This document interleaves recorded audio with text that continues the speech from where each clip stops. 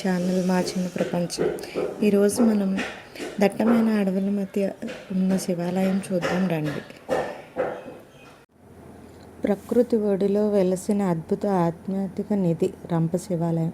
రంపచోడవరం సమీపంలోని దట్టమైన అడవుల మధ్య కొలువైన ఈ పురాతన ఆలయం ప్రశాంతతకు మారుపేరు. ఈ క్షేత్రం ఒక ప్రత్యేకమైన చరిత్ర ఉంది. సాక్షాత్తు మన్యం వీరుడు అల్లూరి సీతారామరాజు గారు ఇక్కడే పురాణ గాథ, స్థల పురాణం, స్థానిక కథనాల ప్రకారం త్రేతాయుగంలో శ్రీరాముడు వనవాసం చేస్తున్న సమయంలో ఈ ప్రాంతానికి వచ్చారని చెప్తారండి.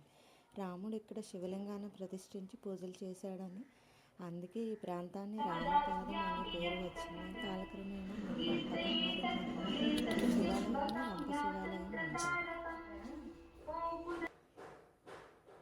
ఇక్కడ శివుడు శ్రీ పచ్చని కొండల పక్కనే పారే జలపాతాల మధ్యన వెలిసిన ఈ శివాలయం అటు ప్రకృతి ప్రేమికులను, ఇటు భక్తులను మైమరిపించే చరిత్రను, భక్తిని కలిపి అనుభవించాలనుకుంటే మీరు తప్పకుండా దర్శించాల్సిన క్షేత్రం రంప శివాలయం.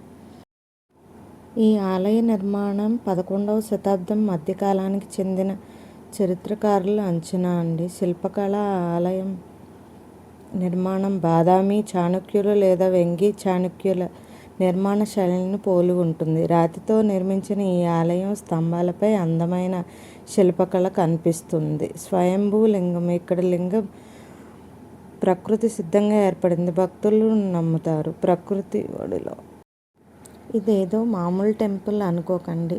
1000 ఏళ్ల చరిత్ర కలిగిన ఈ గుడి రాతి స్తంభాలు, ఆ శిల్పకళ చూస్తుంటే తన్మయత్వంతో ఉండిపోతాం. శ్రీరాముడు ఇక్కడికి వచ్చి పూజలు చేశారంటే ఈ ప్లేస్ ఎంత పవర్ఫుల్లో మీరే అర్థం చేసుకోండి. ఇక్కడ ప్రధానంగా మహాశివరాత్రి వేడుకలు అత్యంత వైభవంగా జరుగుతాయండి.